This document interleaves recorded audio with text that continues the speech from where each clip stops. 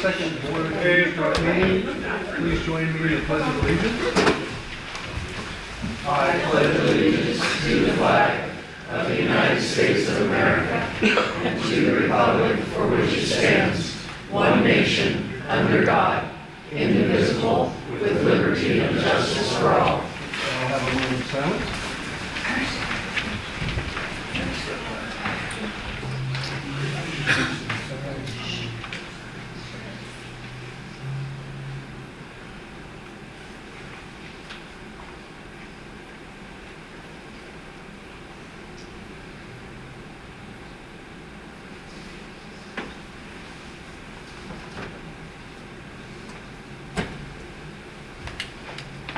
Okay, thank you.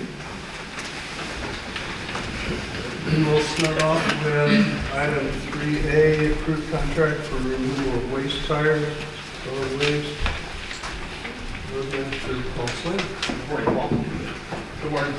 Paul Slater, Public Works.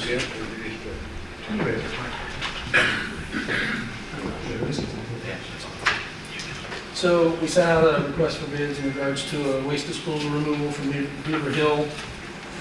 Tire Disposal Company was the only company that responded with a bid. They'll be leaving the trailer on site at all times for tires to be put in for removal. This is a company we've been working with for several years now. Just ask the board to approve and sign the contract with Tire Disposal Company, DBA Malala Discount Tire, for the removal of waste tires from Beaver Hill. Okay, is there a motion?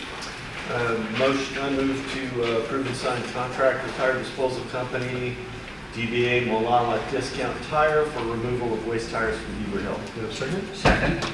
Discussion? Yes. How's this compared to last year's or our current rate? Our current rate was $135 a ton, $135 a ton, and this is going to go up to $175 a ton. So we will be coming back to the board in June to request a fee increase on tires. We're also going to request the board approve that we not take tires with wheels included anymore, and just only accept them separate, because that's part of the problem with getting rid of them. You're going to ask for that when? In June.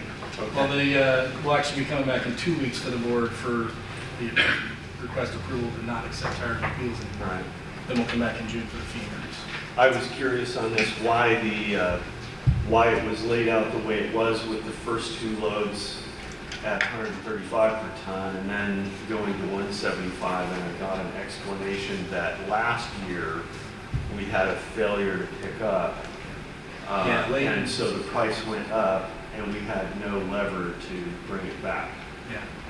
And we tried a couple different options. We looked at several other companies that were a lot more money to get rid of the tires. Yeah. So this was a way to get them to take the last two loads that are still sitting there from last year's contract at the old price. Okay. And then we'll have a new price moving forward. Any other questions from the board? No. Any other questions from the audience? No? All in favor? I Can't hear you. We can't hear you, man. Can't hear you, and you guys are echoing pretty foul. All right, now, can you hear me? Can you hear me? Echo. I don't think we're going to be able to get rid of the echo. The sound guy's not here today. I'll try to get the volume up. Yeah, this might just maybe turn it on. The sound guy's off getting married. Well, what? Yeah. Who's that? We all have our microphones Oh, on. you're sitting awful Yeah. close. Your son?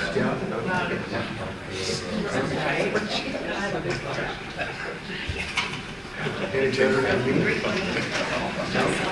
Pam? Any better than me? No. What's that? You need to speak up. Is there any chance someday we About can right buy in the middle here. lapels so we can hear you guys without all this difficulty? What did you No, say? might solve the problem, maybe. If you guys had lapels, Yeah, or battery pack. that's a possibility. Okay. Oh, we did that one. All right. 2D, request approval, IGA with state money bar and authorized sheriff to sign, Sheriff Gage. Yeah, it is echoing in there. Yeah, it sounds like there's a computer microphone on somewhere. Hey, John, is yours on? Mike. Shows my mic's Is off. there a line to it? Yeah. Am I getting an echo too? You are, Not as bad for some reason. But I am, mine says it's wow. mine is off. If I turn off my microphone and talk without it, what happens? I can kind of hear you, but I don't know if they can. Yeah, that's right. That's right. Yeah. All right. Okay. 2B, approval. Good morning, Good Commissioners. morning. Morning, Sheriff. So 2B is in regards to the Marine contract. The OSMB, Oregon State Marine Board, provides us annual monies to run our Marine enforcement program. So this agreement is effective 7/1/23 through 6/30/25. The amounts of year 1, $207,846, year 2, $207,846. So requesting board approval and approval for me to sign. Can I have a motion? I move board to approve the commitment from the state and approve the sheriff signing the contract. Second. Any discussion? Hearing none from the board, people in the audience? Hearing none from them, all in favor? Aye. Yeah, I do have a question. About what percentage, do you have an idea off the top of your head about what percentage of our total cost this covers? About 85. 85%. All right. Thank you. 2C, request contract for First Watch Wellness, authorized sheriff to sign. So this is a First Watch Wellness Program. This is the mental wellness program, trying to promote mental wellness and hopefully help with retention inside the sheriff's office. This is a one-year program, the amount of $13,400. So asking the board to approve and accept the contract between First Watch Wellness and the Coos County Sheriff's Office and allow myself to sign. Okay. I move we approve and accept the contract between First Watch Wellness and the Coos County Sheriff's Office and allow the sheriff signing authority for the contract. Second. Discussion? Yes, Yeah, I have a question. Do I need to be up here? please. Okay. You have to name and general location. All right, so- Especially if you're not any longer wearing a No, neck no brace. longer wearing the cone of shame, how exciting. Pam Lewis from Cooktail. My question is for you. Yes, ma'am. This is not affiliated with the program that's the high school, or the kids getting to do an after-school program downtown. What's the name of it? Coos drop? Coos Drop, that's what I was, and I have the names confused. That's not anything, okay. No, ma'am, this is culturally relevant. So basically, it's former police officers that understand they have a specialist. Sure. Mental health specialist. Mental health specialist. Yeah. It's a People who telehealth. know stuff how to do that, but I don't. It's a telehealth platform. for Okay, police. all right, thank you. Anybody else? Okay, all in favor? Aye. All righty. 2D, approval to pay final invoice from VBA Spectra. Yes. So this is part of the Phase 2 stuff we've been working on for a while, Elk Mountain in the eastern portion of the county for the radio program. We've actually had approved and sent off it's a combiner, needs to be reworked in order to work. However, it came back with shipping more than we and had anticipated, excuse me. So asking the board to approve the final expenditure of the Elk Mountain combiner rework for a total amount of $16,105, which did include the work itself and shipping, and authorize myself to sign. Anybody? Motion? I move to approve the final expenditure of Elk Mountain Combiner rework for the total amount of $16,105 and authorize the sheriff to sign. Is there a second? Aye. For a second. Excuse me. Ready to go on this one. Sheriff, I'm curious, why is it so expensive to ship this? I didn't expect it to be that much. I don't know. I guess Is it's it, what's the physical size of this thing? Oh, it's huge. It's about 400 pounds. It's 8 feet by 3 feet by 3 feet. So Oh, I see, okay. It's pretty So large. it's LTL shipping? Yes, All sir. right, that's why. All right. Any Still- other discussion with the board? Discussion with the audience? Seeing none, all in favor? Aye. Aye. Thank you. 2E, request approval of grant agreement with Bayer First Step for peer mentoring and crisis housing council community directors. You're it.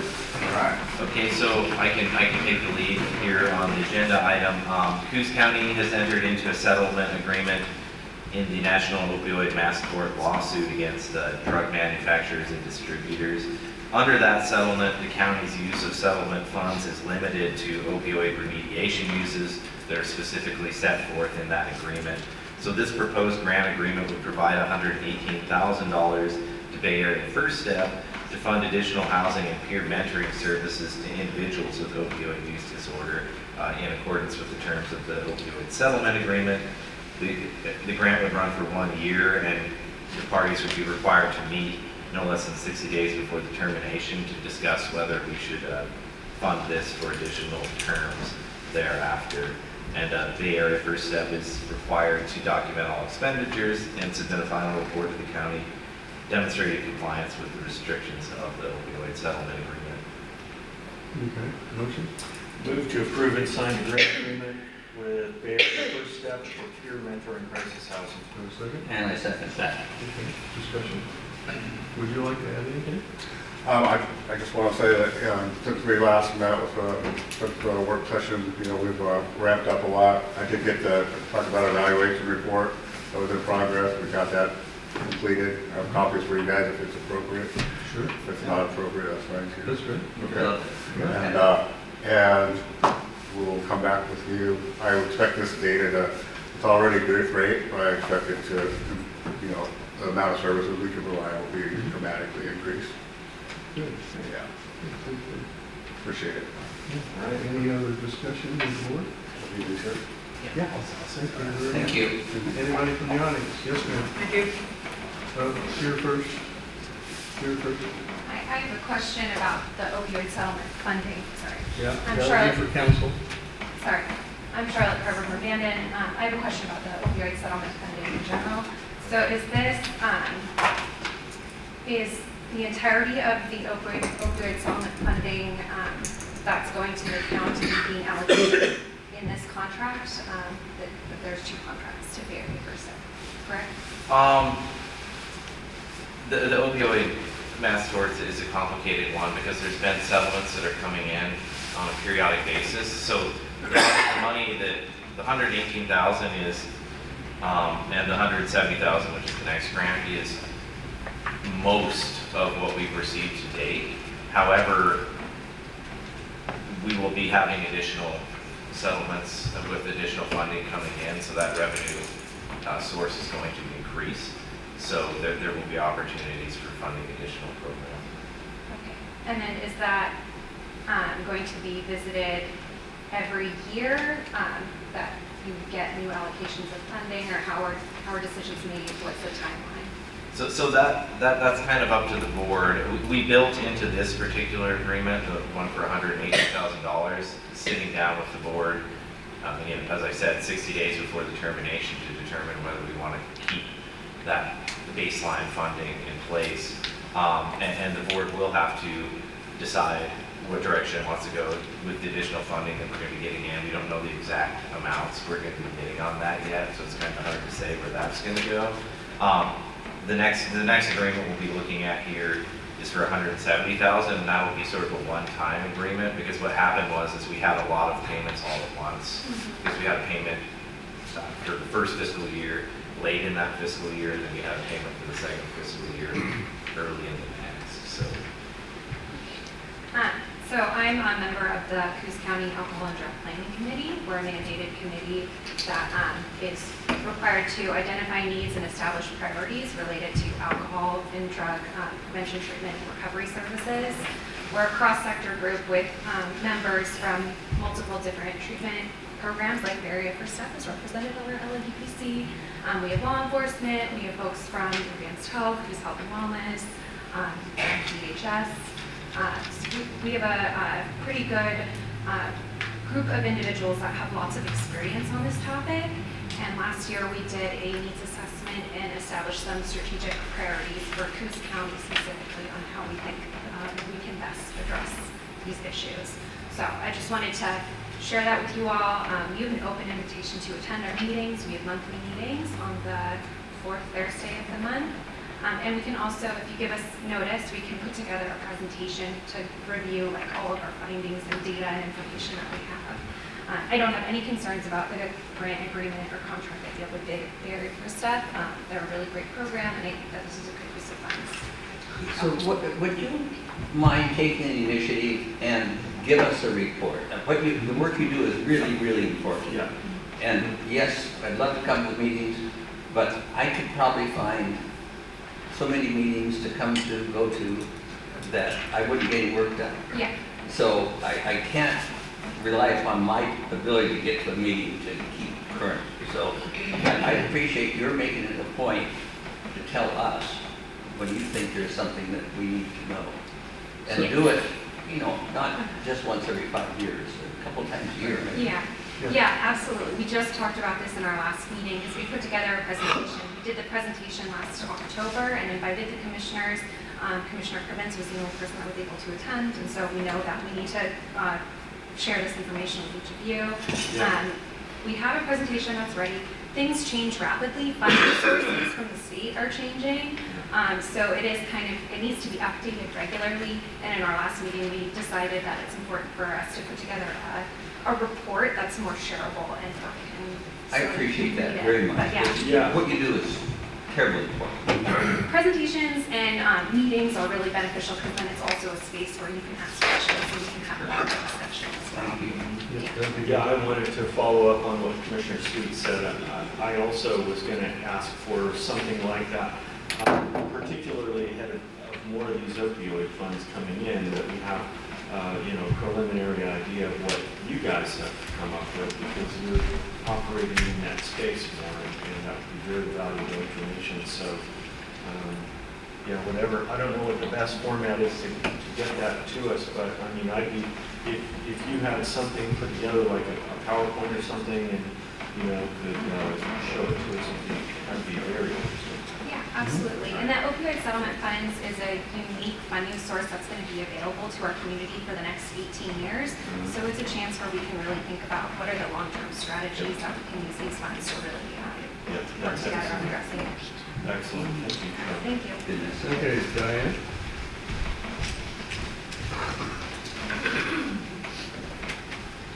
I'm Diane Rich, I'm from Coos Bay, and I am so glad to see this man here and you giving him funding. He does excellent, excellent work, and I'm so glad to see that he's up here instead of Terry Johnson. This man needs money. He does a great job. Thank you. Vanessa? Anybody else want to speak besides Vanessa? Well, I just- Good morning. Good morning. I'm Vanessa Raines. I'm from Myrtle Point. I got some news, and this is pertinent to the, what's going on with opiates. I assume opiates is the same as the elephant tranquilizer of carfentanil. I ran into a person pumping a septic tank, and he works for the ambulance here in Coke Hill. He says he's had about 6 deaths related to fentanyl between Myrtle Point, Coke Hill, and Powers. And these are young people. This is very, very timely right now that we figure out what to do in this community to ward this off, because we're losing more young people from this stuff than the Vietnam War. Okay, this is important. And we just lost a kid up in Powers who's 24 years old. And so it is timely to do a task force and get the community involved and the police. And if this money is it going to Narcan? I mean, they stunned this guy with 3 cans of Narcan and shipped him to Medford on a life flight. And what's being done about it? It is an epidemic here, and it is coming in and it's rampant. Are we putting dogs on this stuff, trying to figure out where the source is coming in? These young people are, and it's in everything from what I've heard. I hear they're putting it in the marijuana, they're cutting that carfentanil and a lot of different things right now. You must not have seen it last night. The sheriff had an announcement. They confiscated over 1,000 fentanyl pills yesterday. Well, that's great. That's super. We need to do more for our young people, because that's our future. I mean, we've already put them through the high school and everything else, and if we can't get them drug treatment or figure out how to get out of this, our society here will collapse. That's right. Dennis, I have something I'd like to share with you.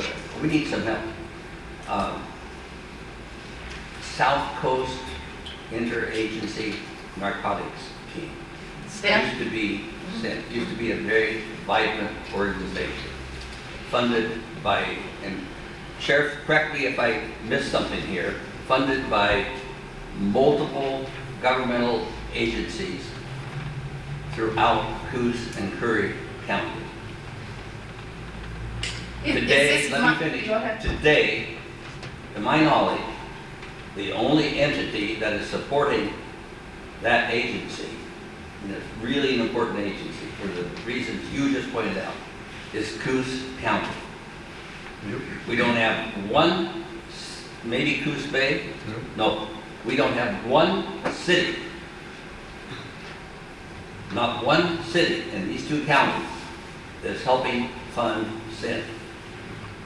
Or the other county. Why isn't this, some of this fentanyl, meetings are great, but what's boots on the ground dealing with this? Well, how are we dealing with Well, this? sin does that work. Right.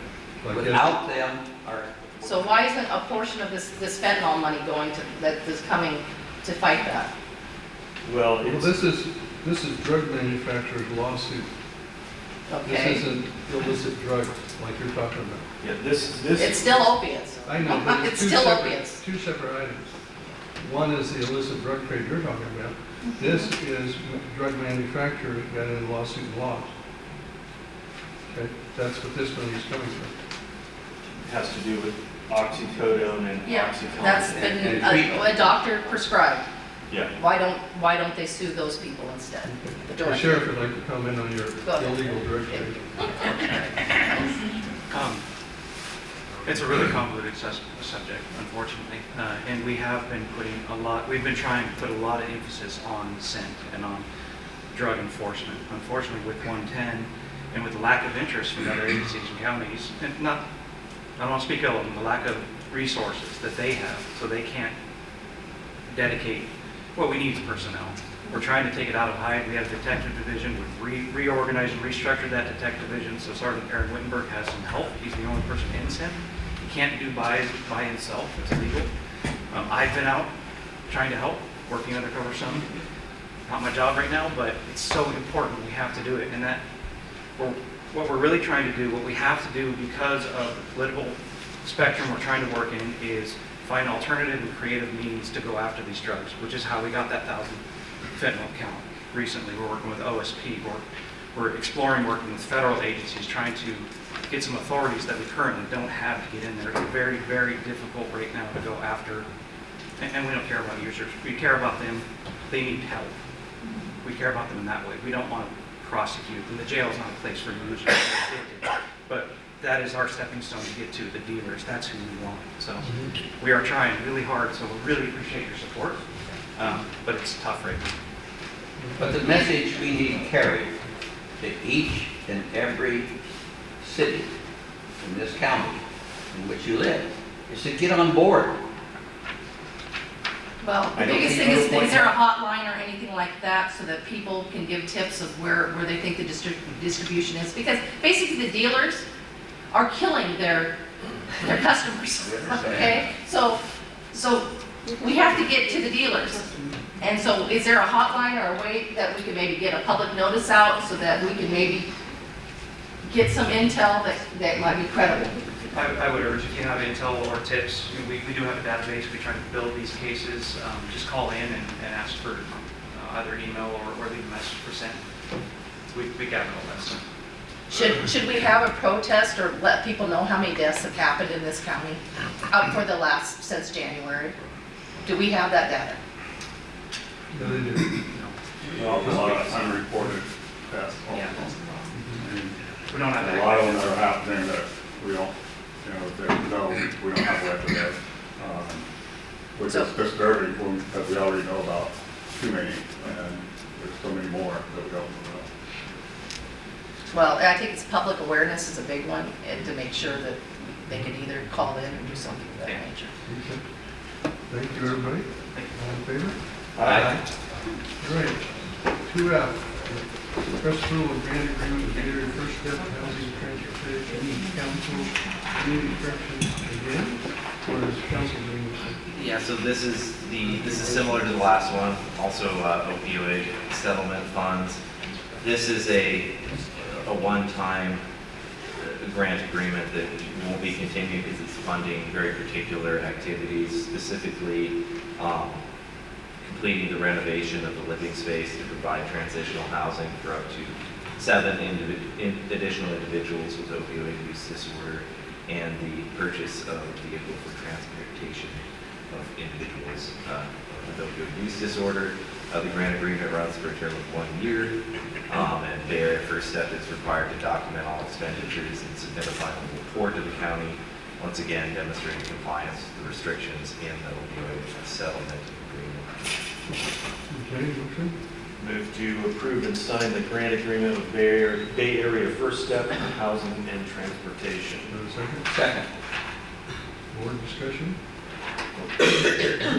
John? Nope. Audience discussion? No? All in favor? Aye. All right, the 2G, approval of collective bargaining agreement, MOU with Papa. Council. Thank you. So the current collective bargaining agreement with the Coos County Chapter of Parole and Probation Officers expires on June 30th, 2023.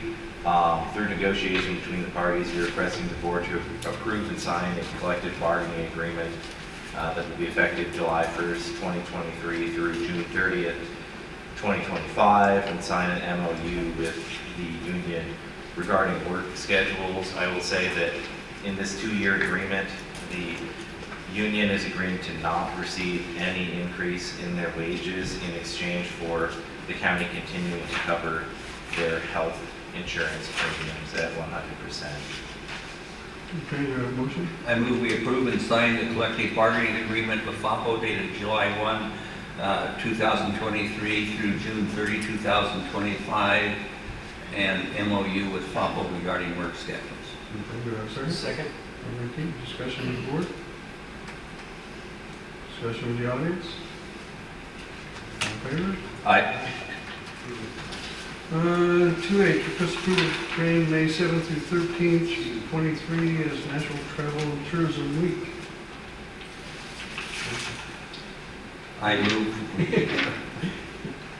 approve the proclamation National Travel and Tourism Week 2023. Do you have a second? Second. Any discussion by the board?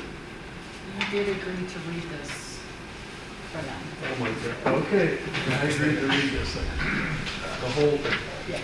Board of Commissioners, State of Coos County, State of Oregon, National Travel and Tourism Week for 23 Coos County proclamation.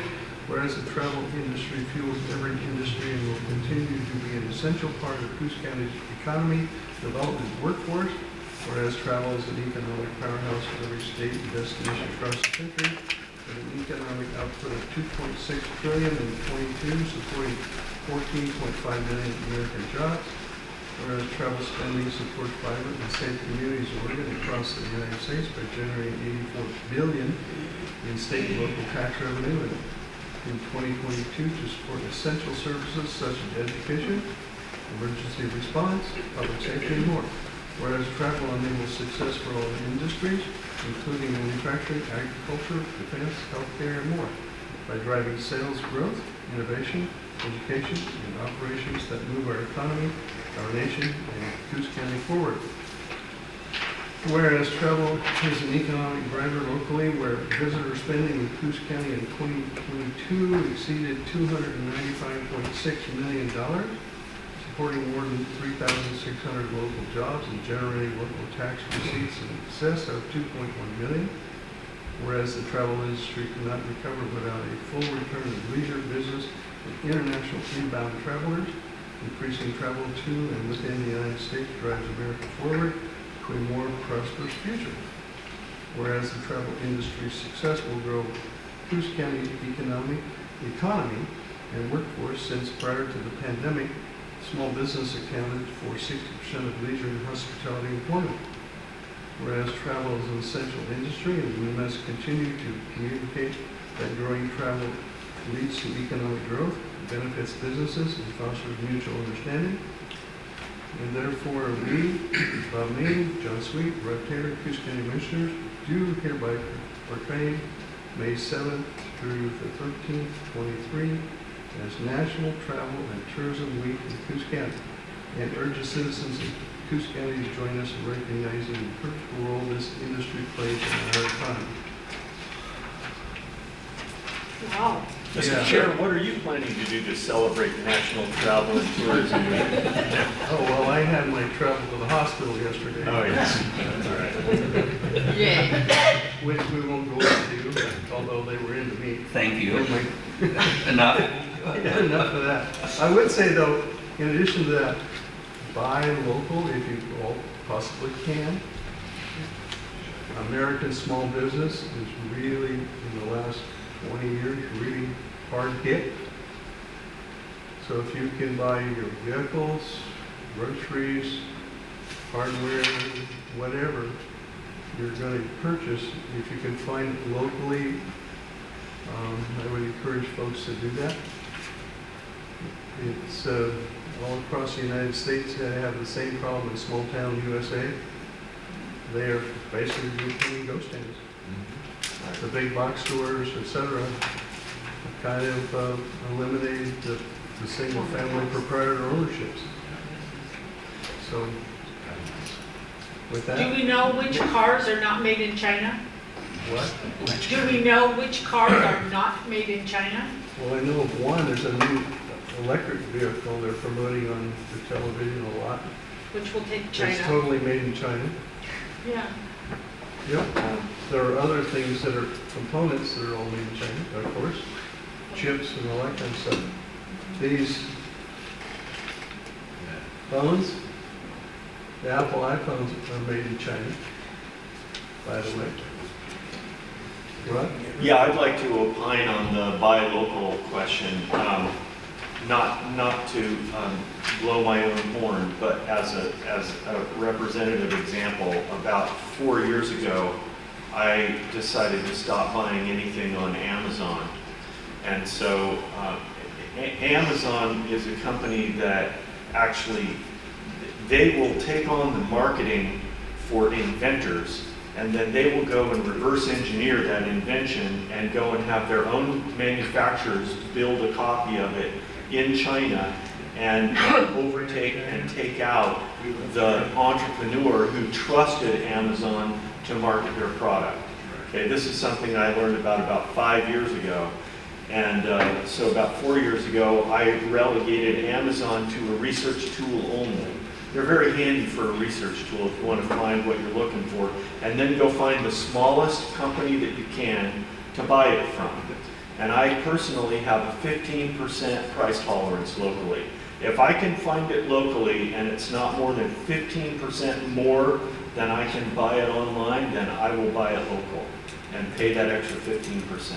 So I hope that everybody here and everybody listening can adopt a similar principle, because Amazon is actually an evil company and they are taking out small businesses that we depend on in our communities. People like you and me who own little companies like mine, and Amazon will take us all out. So I admonish us all to eschew that avenue of obtaining the things that we want and need. And also with that, I spend a lot of time looking for, if I want a particular product,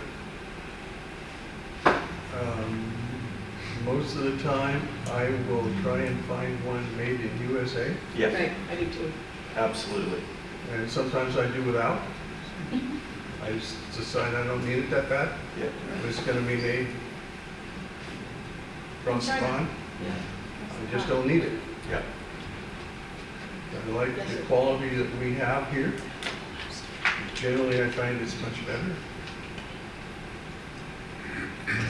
And we Americans appreciate that. What?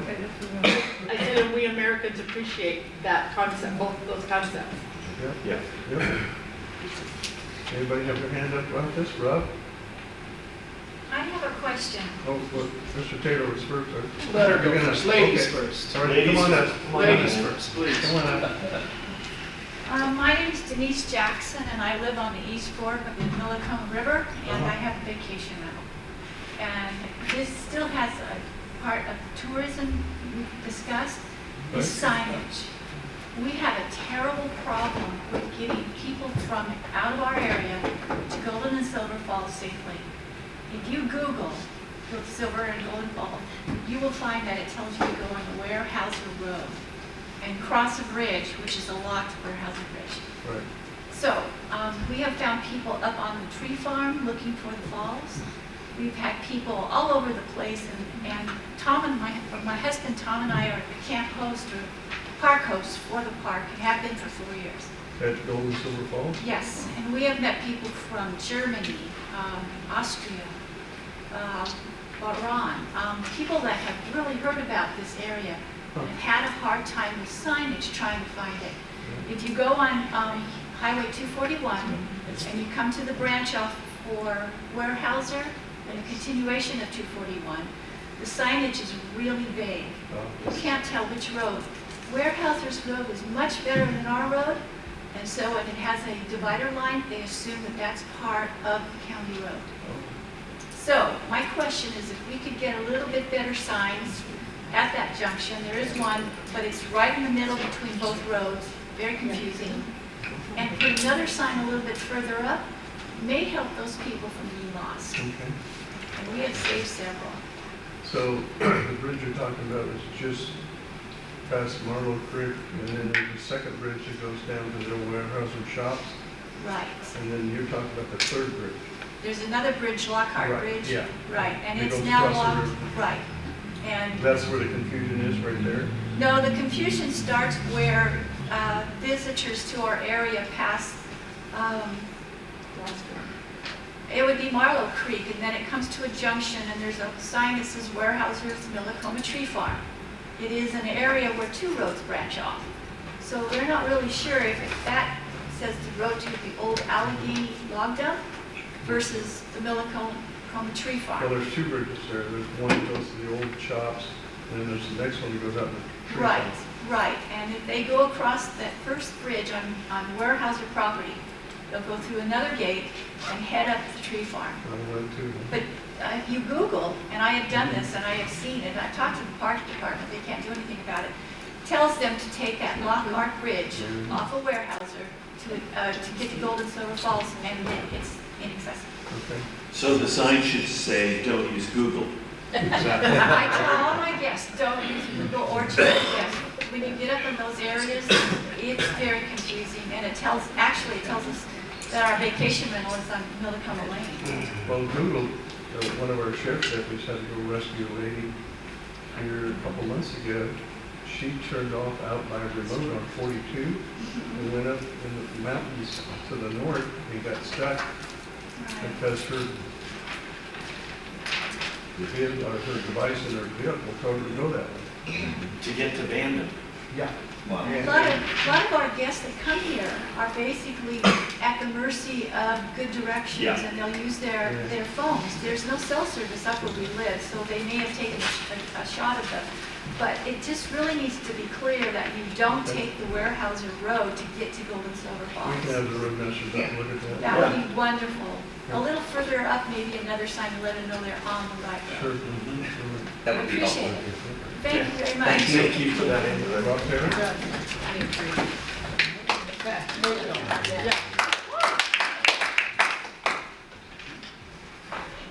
Rob Taylor from Bandon. Imagine that getting lost in a remote trying to find Bandon. Imagine Bandon, you have to go through a town in remote to get to Bandon. Tells you we're out here in the middle of nowhere. Where did you get the idea for this proclamation? Where did it spur from? I have no idea. I came in, Bobby, do you know? It came from Janice. Oh, okay. Travel southern or Travel southern, maybe. Okay, what is the purpose in government, in any government, because I see these proclamations being passed.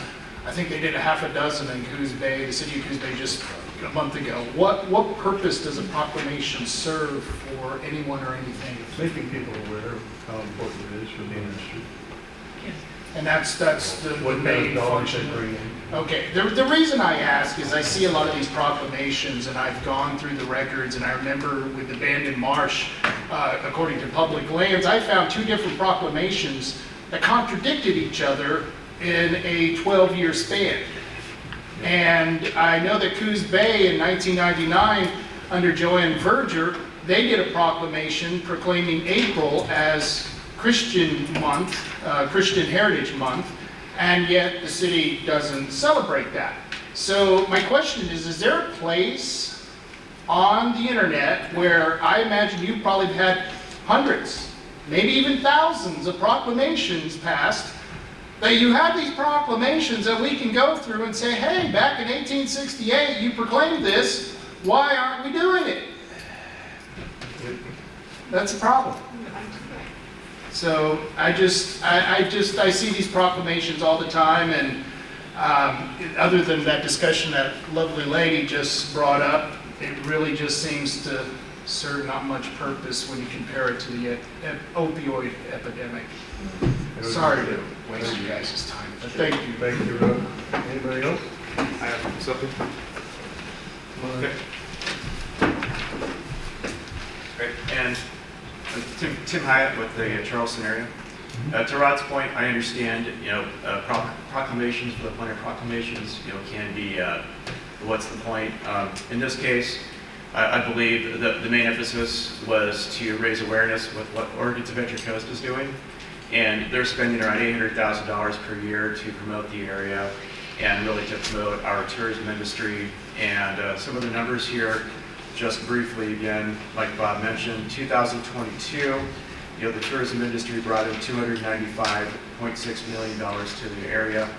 And I just wanted to emphasize, Oregon's Adventure Coast, which I'm on the board now of, is doing our best to promote the area for everybody's benefit. So that's what I have. Thank you. And then also, if somebody's curious to learn more about it, there's a free lunch at the Mill Casino there on May 10th at 11:45, and that's being presented through Oregon's Adventure Coast. Todd Davidson with Travel Oregon is doing that presentation. So I just want to make everybody aware of it. Did you say free lunch? Correct, that's what it says. All right. When and where again? That's going to be at the Mill, and that's part of the Chamber of Commerce's Wednesday Business Connection series. So that's May 10th at 11:45. Okay. Thank you. Great, Thank you, Tim. All righty, all in favor? Aye. All right, 2I, request approval of orders making appointments to urban renewal agents. So we have 3 openings, 2 on the board and 1 for the budget committee. Do I have a motion? I move to approve orders making appointments to the URA Board of Directors. And I guess I would add to that motion that I will happily take the appointment to the Urban Renewal Budget Committee. All righty. Second that. Any discussion with the board? No? Discussion with the audience? Rob?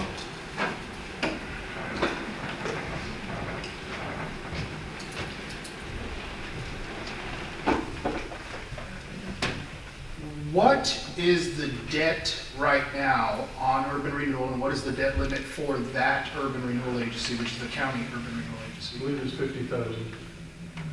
50,000 limit, but no debt now? No, it's a 30 million, I thought, limit.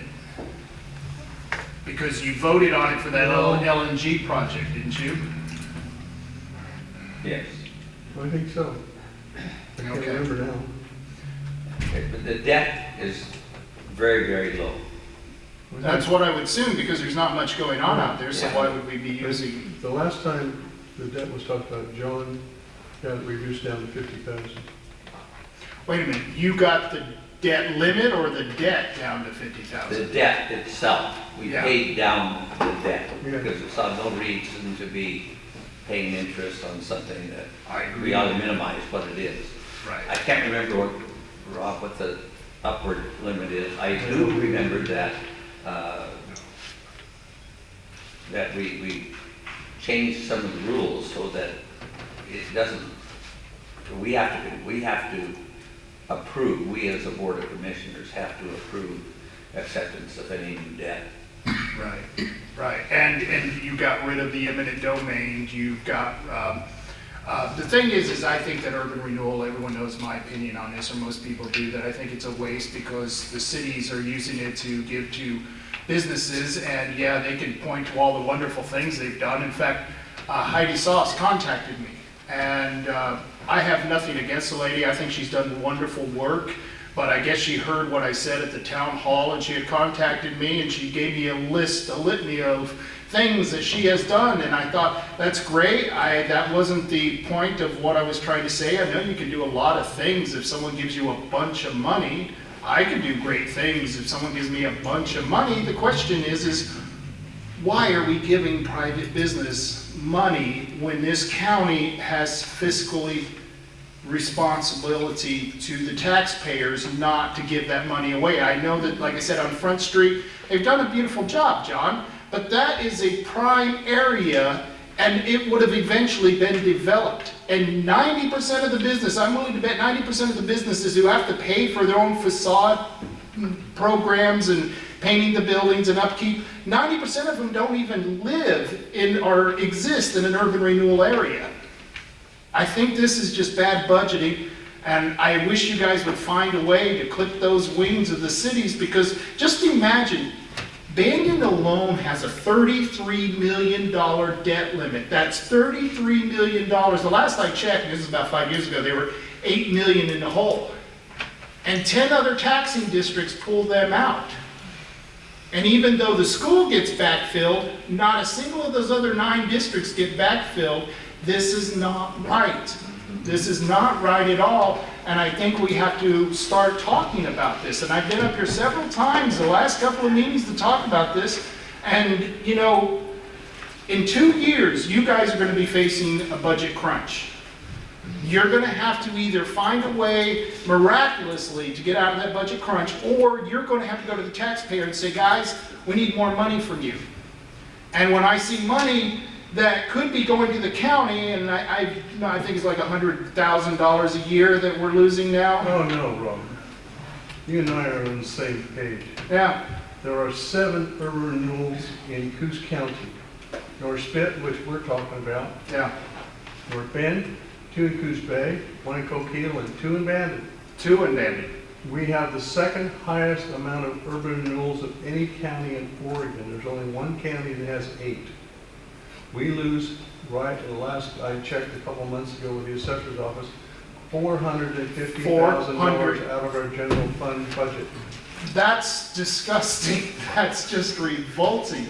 Because they're taking that money. They give $100,000 to the Dolphin Theater. I mean, I like the drama club as much as the next guy, but I don't want to give them my tax dollars. I go to work and I work really hard for that money. But, Rob, think about the $450 we lost versus we get $6 million now in total property tax from the entire county. Yeah. It takes $7 million just to run the jail.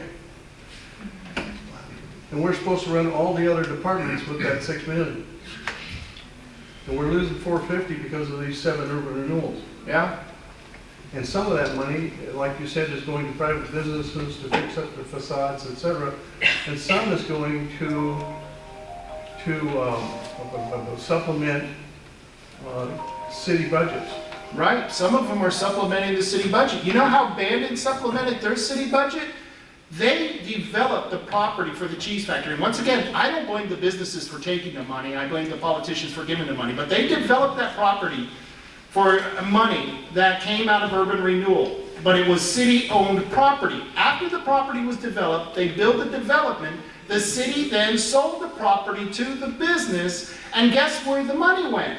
To the city, not back to the urban renewal agency to pay the debt off. It's money laundering. I just wanted to point that out.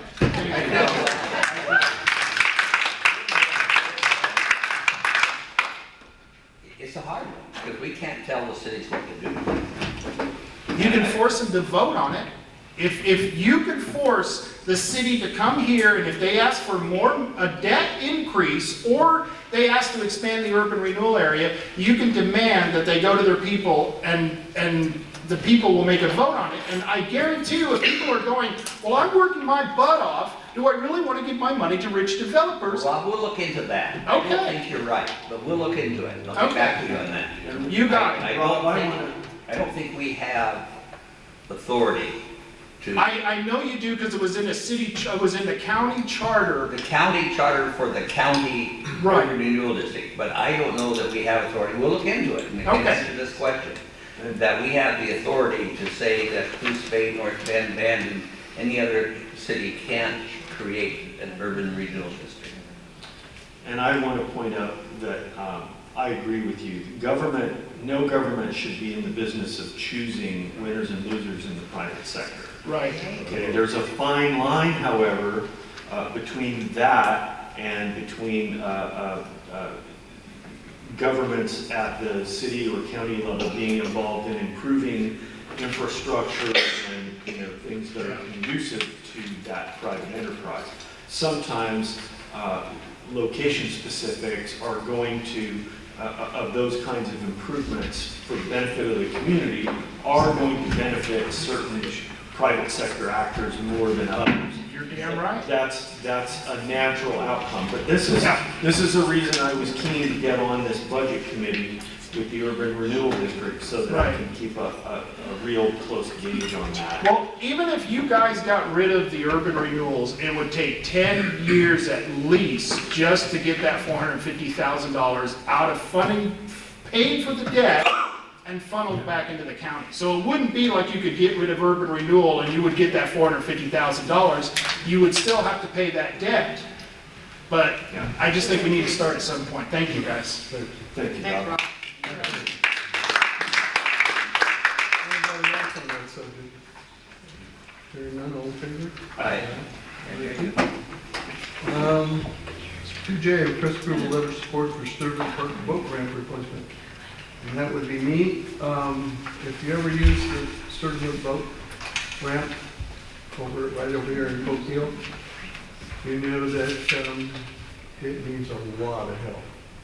In fact, people think they're launching at low tide and they back in and they get the motor float. And when the trailer comes out, there's about a 2-foot drop off and you can take the axle right off the trailer. So they're asking for a letter of support from the county so that the city can get a grant to fix that. But not urban renewal money. No. Okay. Ironic. So I need a motion. I move that we approve and sign the letter of support for the Sturgeon Park boat ramp to the State Marine Board. Second. Okay, any discussion with the board? No. Any discussion with the public? Nope. All in favor? Aye. All right, 2K, discussion of possible public information newsletter.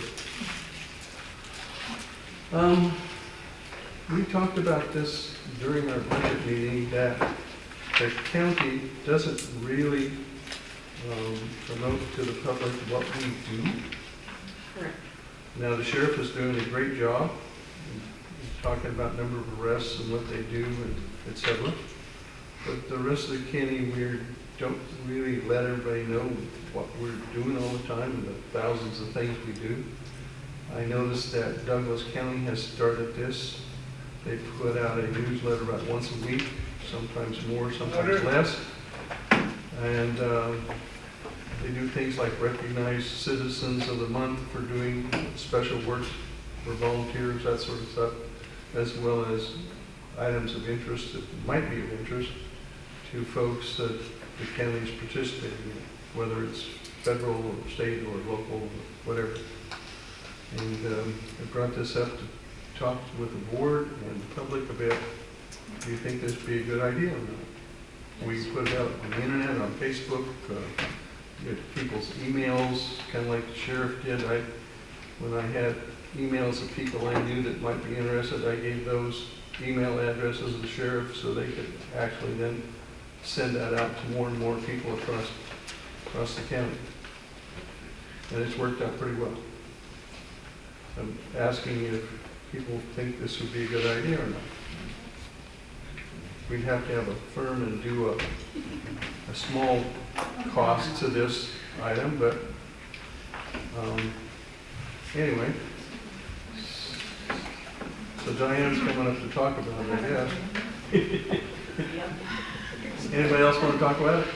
Yes. How about the World newspaper, my newsletter? Hang on, you're who and what? Diane Rich, Coos County. Thank you. So you got the World newspaper, you got my newsletter, you got other people that are putting out your information. If you want to put out, give it to us. That's what we're You talking know, about. you are going into direct competition with the private industry. This is not a good idea, I say. Yes, ma'am. I'm coming. Good morning. Okay, I'm going to talk directly into this. Okay. Name and... I'm going to tell you my name first. Okay. My name is Rayleigh Cousins, and I live in Hauser at Saunders Lake. Okay, you can hear me? I think the newsletter is a good idea. Fact-based. Fact-based. Mm-hmm. Not opinion-based, No. but facts. And if it's facts, I mean like journalism kind of stuff, you know? That would be great. Information would be more than welcome. Thank you. Good, Okay. thank you. Pam, you have a comment? Oh my God. Oh my God, dear. Sorry, I chew awfully. Pam Lewis from Cook Hill. I have contended in my little head for a long time that we don't know what y'all do, and we don't know that we can contact you. So if there's, Facebook is free. It's not my favorite place, but it's free. Whatever we can do that's free. Your radio stations do a free PSA. You got to give them 30 days notice. That's a lot of coverage to get a PSA read for, thank you for volunteering at the fairgrounds for all of the slave labor that you've done to make it look pretty. Those kinds of things. Gosh, it's nice to have someone say thank you. But we still need to know what you're doing. When you go to the pancake feed, when you go to Ford Foundation and do all the interviews, some people think that that's the Ford company, and so they're yipping at you behind your back about being involved with Ford. Explain who, do a little bit of an interview so that people get to know you, each of you, what you do, what you love to do. We know you like to fish, and I know you bake pies, but there are other things I don't know about you that might be more personable, so you're more approachable. Gabe does a fabulous job with the Facebook business. Is there an app that you're doing, Gabe? Where are you? No? We don't sign up on an app? No, Free? we have a distribution list for email. Okay, so, guess we have to get permission for people to get the email stuff. But let's put our heads together and do something that's pleasant and fun and lets people know the county is alive and pursuing wellness in terms of business. I don't know if everybody knows, we have about 24 departments. Right, and 24. who is on which department? I mean, you have to go searching for it. The county website is manned by you, Bobby? No? Okay. IT but- department. Most departments update their own information. Right. Yeah, but a lot of people don't know how to, we do social media. We don't go to the website at Coos County to look at what you're doing. So, again, the social media thing is a place we get free news. We can join your club there and see what you're doing. Make sense? Like I said, I signed up a lot of people to get the emails from the sheriff's office when they do arrests, or how they, Captain Sanborn did an article on how they operate certain aspects of the sheriff's office for everybody. Right, the educational piece is a little bit of the history part. It helps us buy into our community, especially if you're not from here. Well, there's so many people that don't know how county government or city government, et cetera, works. Right. You could They get have no robbed. idea. You could get robbed to do an educational piece on government flow, local government flow. It would be an intelligent piece. Because they don't teach it anymore. Yeah, correct. They think that I get emails once every couple of weeks about, you should do something about the sheriff, or you should do something about the assessor. The sheriff and the DA and the assessor and the surveyor and the county clerk, and the county treasurer are all independently elected and are autonomous from the commission. Right, We only have authority over their budget and their place of business, and that's it. that's it. And the public doesn't know that. No, We most don't know people how you work, so then we're just mad at you. So that I try and should explain it change. to them, they need to talk to the sheriff, and they have a problem with the sheriff. You know, it doesn't make them very happy, but I don't Well, it's think like they it's like making a phone call to the courthouse and being passed off menu after menu after menu. So direct information would be fabulous. Okay. Thank you. All right, who's next?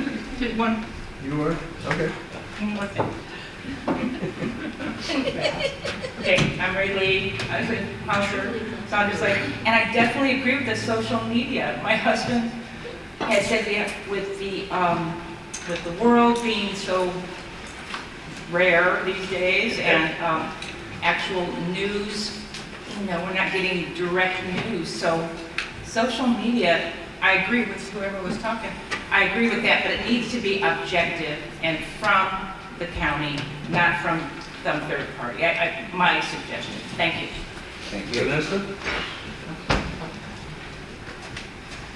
Vanessa Rains, Myrtle Point again. I was just looking at the crowd, a lot of gray hair. And where are we gonna get the new blood to run our civics and our organizations and get people introduced to it? So, you know, you guys are promoting tourism. Well, why don't you create some tourism in here with young kids and bring them in? Make it a field, see if they can get some field trips in here so that they can see how our local government is being run. And that's, you know, part of this is educating people what you do. Well, your positions will need to be filled later in history. So we need to get young people to understand what's going on. I didn't know a whole bunch about civics, and I'm learning every day about different types of positions that you can volunteer for and get elected for. So it does help to educate. Yes, you do have a lot of liaisons to a lot of different departments, and those could be careers for those kids too. So by doing a piece in the world or social media, which you can address young people better with social media, that I think you'll get a broader audience. From noon to 1 o'clock on May the 10th, there'll be the civics class in North Bend High School here having pizza and learning about Well, that's good. They'll be over in the courthouses and. I mean, these, you know. So this goes on. I remember I was in fifth grade, not fifth grade, kindergarten. I got to visit the jail at the old annex, and I tell you what, I saw the paint peeling, how many layers of paint was on those bars. I never wanted to step in there. But we do have to introduce some of these things to the kids, the concept, you know, of there are decisions being made about their futures here in this chamber. So, and that's why. And by the way, this Thursday night, right here at 6 o'clock is our third town hall. Third town hall. Well, I'm glad because you guys are getting out there in the public and instead of just holding up So here. it's So that's great. open question night. Anything you want to ask, we'll try and answer. We've already had one in Lakeside and one in Coos Bay. Thursday, right? This Thursday, May 4th, 6 o'clock. Boy. And Should be entertaining. and then after that, there's, in following weeks, there will be one in Powers and then one in Bandon as Right. well. Well, I can tell you, you're getting a bigger crowd here, and this is the only way you're going to get bigger crowds is to get your word out what you guys do. And it was specifically on May 4th. Why? Star Wars Day. May the 4th be with you. Anybody else want to come in? David? Not after that. Anybody else see that?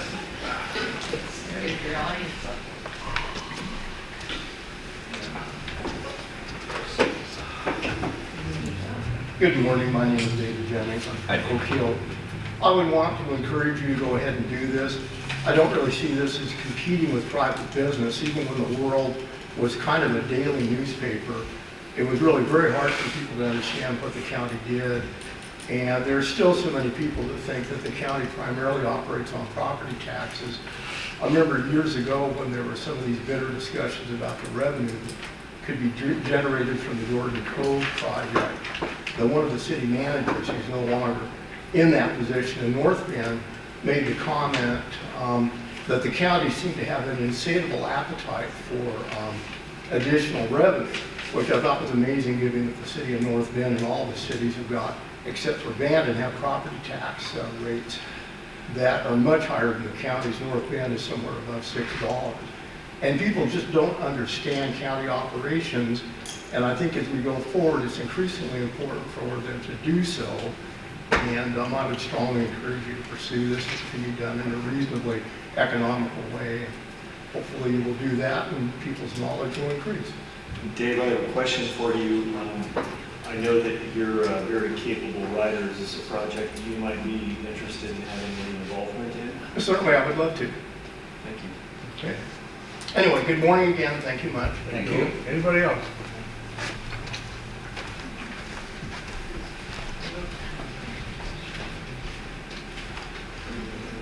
The woman, Bob again from Bandon, the woman who came up here and talked about it has to be objective.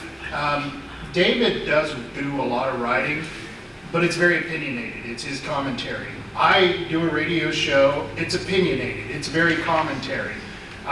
You could say that for Diane Rich's paper. It's her opinion that's being put out there. So you do have to be very careful about things like that because you want to stick to the facts. You have to be as objective as possible. I go back and forth with the city manager of Bandon. It's my city, and Dan Chandler is a great guy. He responds immediately. He answers my questions. And then when I go on the radio, I disseminate those facts and give my opinion on it. And that is what helps me. And if I could get something from the county, much like what the sheriff is doing,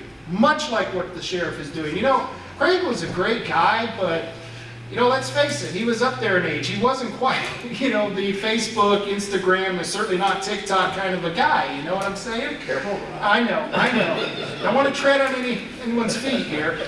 But he's a new generation, and I think that he's been using the emails and Facebook exquisitely. Every time he puts out something, it goes on that Coos County Neighborhood Watch, it goes on Coos County What's Happening. I mean, we all just take that information and it gets put out there all over across this county, and I think that would be excellent for this county to do something like that. Because like I said, the city of Bandon does. They have the city letter. Oops, been drinking too much. And so I think the county could do something as well and explain, just like why I came up here and asked you about a proclamation. Why do we do proclamations? Why is that happening? How do we get our funding? I hadn't heard that in years. John, you brought up how much money we get from the federal government. Most people didn't even know that. They thought, well, my tax dollars covered it, right? Those are exactly what we need put into this information. And like I said, it has to be as objective as possible. And then you need it to get out to me, to David, who can, I know he writes for Gedry, and Diane, and all the other radio stations. I guarantee you, we will eat that stuff up, and we will put it out there as fast as we can, and use the social media. So I am in support of this. Thank you. Anybody else?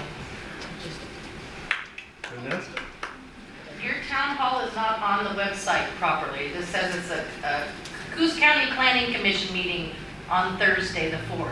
So if you have a town hall, it's not on your site. Again, the county website is not a good information source. Not good information. Okay, that's another good thing. Anybody else? Okay.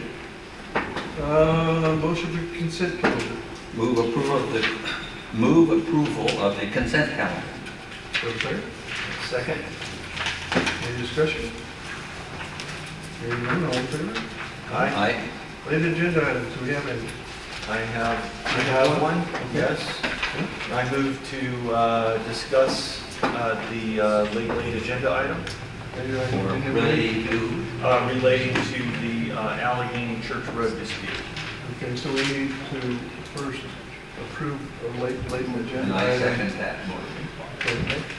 All in favor of that? Aye. Then we need to discuss the late agenda. Here's the copies. Okay. I'll keep one passing All right, so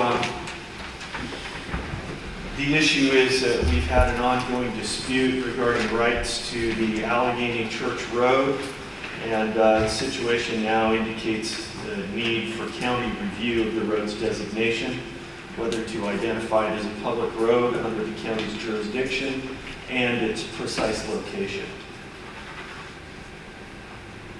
So basically, there's a road that accesses the Allegheny Church and the Allegheny Cemetery, and there's been a number of legal kerfuffles and community kerfuffles over this thing, and it appears that I personally made an attempt to try to resolve this amicably among neighbors and restore some sense of community without involving a bunch of county resources. Unfortunately, that effort was not successful, and so it appears that we're going to need to involve the county surveyor, the public works director, county council, and the commission to establish some permanent designation of the road that ameliorates all of the community concerns and disruption that has taken place.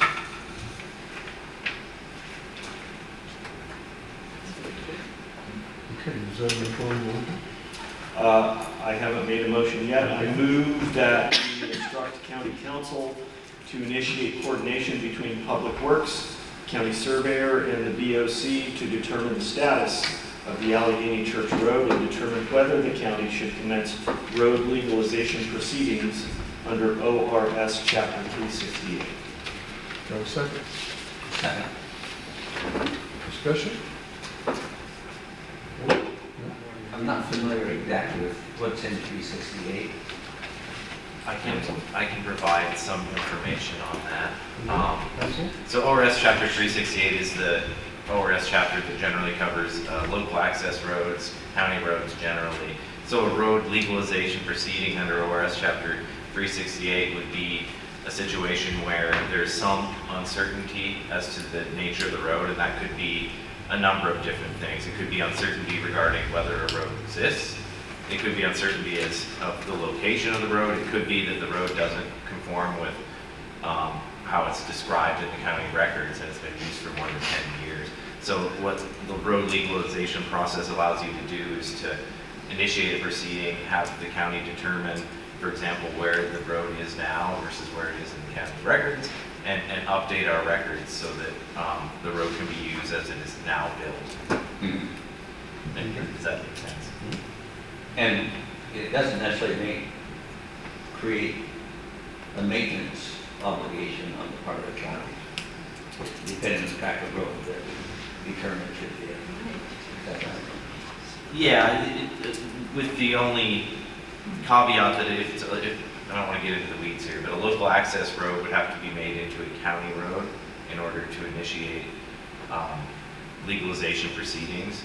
And so that might be the case with this road if we determine that we should initiate those proceedings, it would be turned into a county road within the county road system. But we can prioritize maintenance as we see fit after that. So.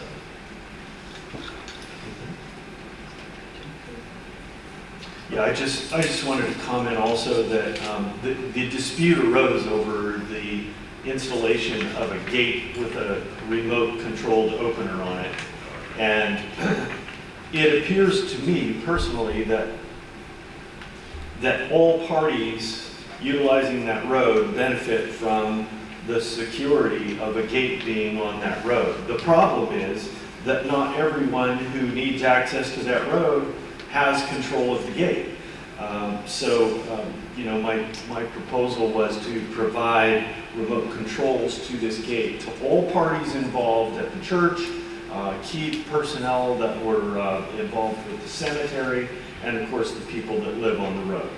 And that proposal was not accepted, and so this is the course that's left to us now. Okay. Any other discussion with the board? No. Discussion with the public? Yes, ma'am.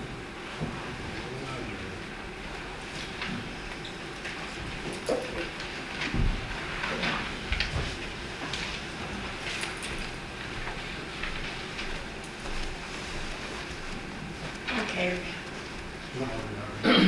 My name's Belma Tofton, this is my husband Don Tofton. We are members of the Allegheny Church. That church has been there since the 1800s. And there has never before had an issue with getting up there to the church. Our members, as you can see, a lot of them are gray-haired, have canes and walkers, and are not able to walk up the hill. The person that is controlling the gate allows us to be open at 9 o'clock Sunday morning until about 1 o'clock. Other than that, we're shut out. Well, there are several of us that go up there to work with Samaritan's Purse. We can't get up to work on the shoe boxes and packages or anything. And as I said, a lot of us are crippled up and not able to do it. We need access. We have heard from family members that have had family buried up there for hundreds of years that are no longer able to go up and maintain the grave sites. All because this one gentleman does not want to allow us access. And people have talked to him, they have tried to communicate, and he keeps, no, we're going to court over it. No, we're going to court over it. Now it's just flat, no, I'm not discussing it anymore. And so we have no alternative. We need that road open so that we can get up to our church and our cemetery. And not only that is when they have choirs and want to go singing or have church meetings, he will not allow them to open the gate to go to this. Now, I say there's three different people in property on that land, on that roadway, which was built sometime in the 1800s by the laborers, the people who wanted to take their kids to school up there. So if he didn't remove the gate, my suggestion is we put in 2 more. Yeah, and keep him out, because we can't even get fuel delivered to our church because he will not allow that truck to go up the hill. I mean, we got a water board on there, but who's going to take care of the water board if he does not allow anybody to go to it? This is a real problem that's been around for a long time. It gives him the right to block a public road off. Well, this is exactly why we're taking up the issue. And we got to do something different. We're hoping to get resolved Have a good day, guys. because we need our church. Yes, ma'am. Hi, Kendra Cardwell. I live on the West Fork, Allegheny. I'm a member of the Allegheny Community Church. I'm not going to take a lot of your time. I've been a spokesman, sort of, kind of, for the gentleman that we're dealing with, and it's taken him a little while to find out who I am, figure out my name and where I live, but he has figured that out. And he literally is harassing me. He's made me back down the road, threatened to hit my car with the gate. This last Sunday, I had a witness here. He was standing out there waiting for me, tried to get me to stop. So from now on, when I do actually am able to go up the hill, I'm going to have to take a man with me, either my husband or somebody, for starters, that's actually a witness to what's going on. But also because I'm literally afraid for my safety. He likes to harass women and really just zeroes in on them. And quite frankly, I'm not the person that you want to mess with like that. I haven't gotten out of my car yet, but when it happens, it's not going to be pretty. So my opinion is that something really needs to be done about this before somebody gets hurt. Because when you start locking me out of my church, or somewhere where I get, I find spiritual comfort, I start to get really angry and I start to try to figure out ways to make you feel what's going on too. I've tried everything with this gentleman and nothing is working. And you and I have met before and talked, and I've said this over and over. Somebody's going to get hurt because it's only a matter of time before he picks the wrong guy. And quite frankly, my husband's the wrong guy. If he lays his hands on me or calls me a certain name or whatever, you know, this is going to escalate, and that's what he wants.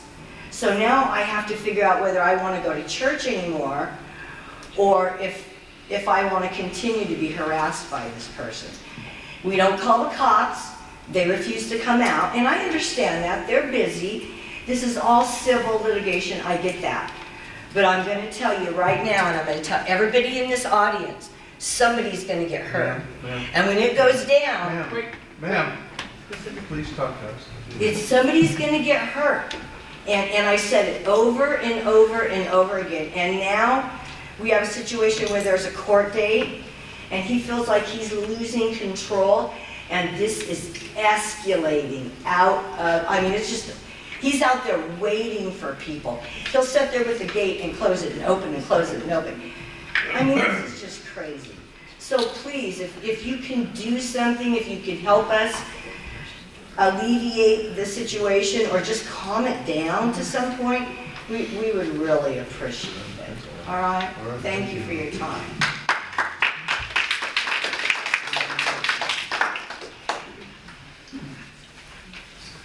My name is Andy Anderson. I live in Allegheny. And I live on Millicoma East Fork Road. It's a gravel road, one lane, very similar to the conditions on Church Road. I own the property that East Fork Road transverses. The reasonable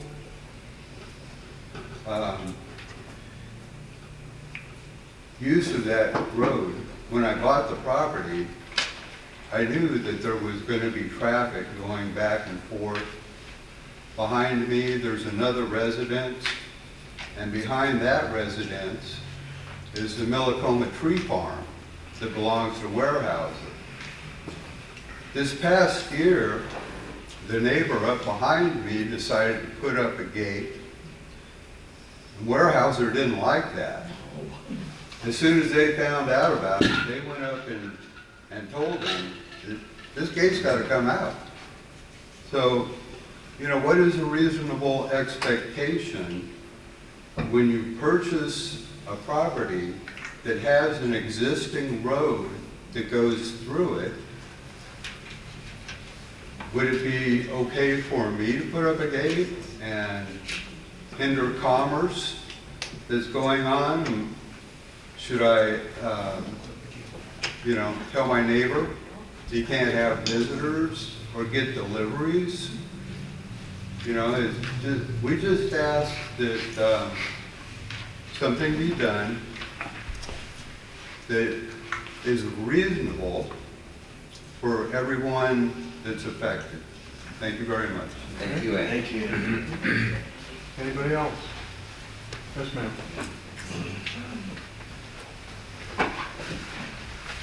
Good morning. Good morning. Melissa Green of Allegheny. I've spoken at length about this with you all, so I won't repeat any of that. I will say that thank you. This is fortunately a matter of established legal record of the rights of the public along that road, and so I just take a moment to thank you all very much for pursuing the avenue to open that back up again in the legally established. Thank you. Thank you. Anybody else? Anybody else? Okay. So, all in favor? Aye. Thank you. And with that, let's see. Now we have the reports. Who wants to report first? Go ahead, Ron.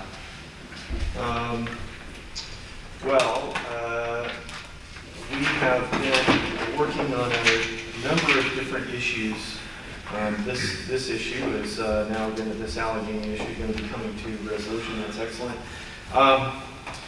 Let's see, since our last meeting here, I had a session at County College, Association of Oregon Counties, and we spent a lot of time talking about resources. That was a big one. And of course, that's a big concern for us here in Coos County.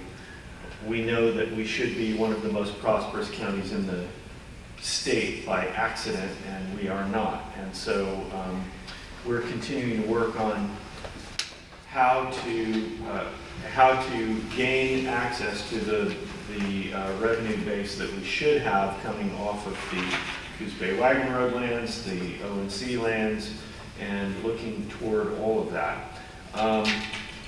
Let's see, currently participating in the crisis intervention training put on by Coos Health and Wellness. That's actually taking place the rest of this week up at the Mill Casino. And let's see, what else? I didn't make any notes for this, so I guess that's all I got for right now. John? Sorry, I was not here at our last Board of Commissioners meeting. I have the privilege of being asked again this year to serve as an interviewer for the Ford Scholar Program put on by the Ford Family Foundation. And I'd like to talk a little bit about the foundation.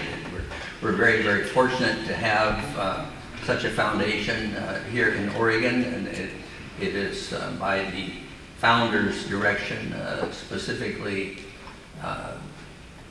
they favor the counties in which Roseburg Forest Products did business. So that's Douglas, Coos, and then Shasta County in northern California. This particular scholarship program is one that is available to citizens of all of Oregon and to Shasta County. This year they had 1,100 applicants for the scholarship. That was narrowed down by a series of readings to 219 students who were interviewed. And out of those 219, 130 were chosen for scholarships. These scholarships are 4-year scholarships. Some majors these years require 5 years. In that case, they go for 5 years. You're eligible for graduation support, or for grad school support if you maintain a certain GPA. It's more than just money. In fact, way more than just money. The scholarship office has counselors available. I think somewhere between every year, between 2/3 and 3/4 of the winners are first generation in their family to attend college. In many instances, first generation to graduate from high school. So the concept of college and all that is kind of foreign to them. And so Mr. Ford wanted to make sure that they had proper counseling and also each summer an exposure to a nice meals and a nice place to stay, recognizing that many of them haven't had that exposure growing up, and that if they're going to interview for jobs after they graduate from college, they're going to have a certain amount of social skills, and he wanted to make sure that they have those. The success rate, well, so at any given time, you would have in college 130 students times 4, and that's just one of the scholarship programs. There are others. And the total budget for the scholarship office is $12 million a year. It's not a small operation. The graduation rate of their scholarships approaches 95%. So they're well chosen, they're well supported. It's a privilege to be involved with it. We're very, very fortunate to have Roseburg Forest Products in this area. As you well know, their plywood plant here in Coquille is a major employer in the county. They're going to make soon, this is getting away from the foundation back to Roseburg Forest Products. They're making a $50 million investment to upgrade this plywood plant to make sure that it will be here for years to come. And in addition to that, in Dillard, they're going to create a new particle board plant called MDF plant. And then in Riddle, upgrade their plywood plant.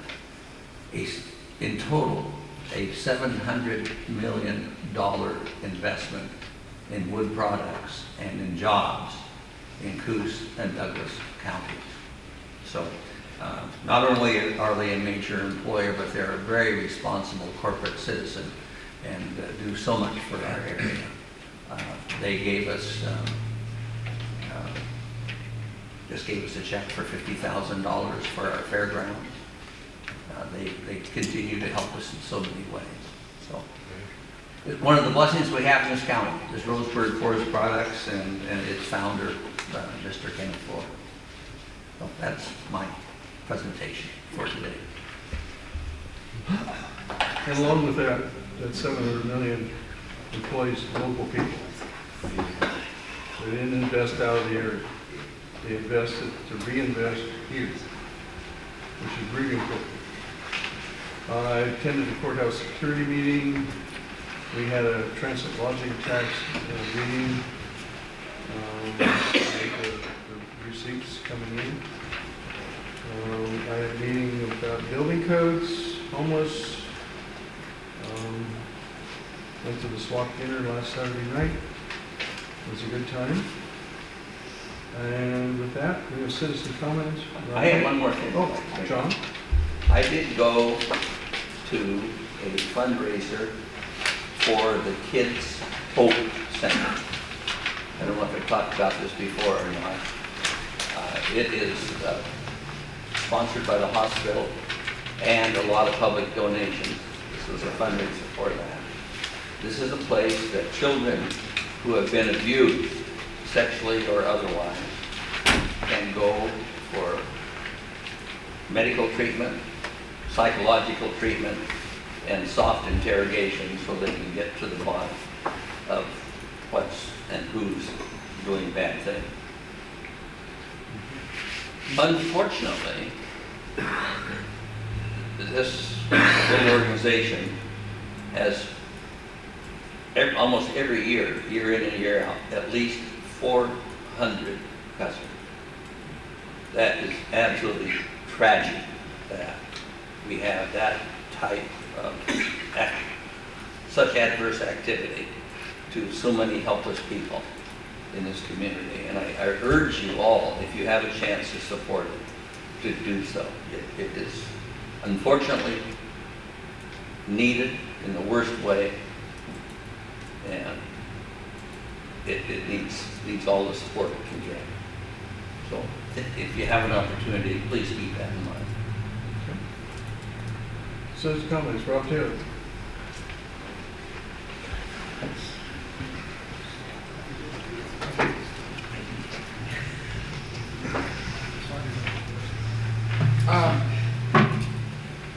Gentlemen, I want to thank you for running these last couple of meetings, have been excellent, and I think you're a standard. It should be a standard for a lot of the other cities who have these open meetings.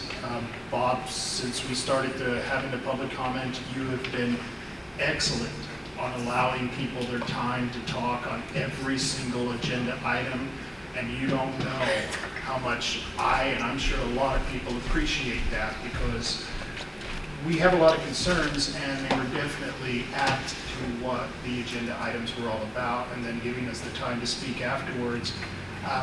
And I know we weren't supposed to have any discourse back and forth during public comment, but I do have a couple of questions.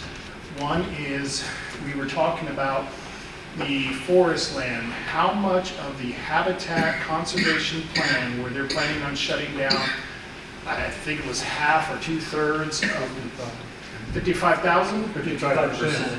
55%. How many acres exactly would be shut down in Coos County? Do you have a number for that? I have a number for that. Okay.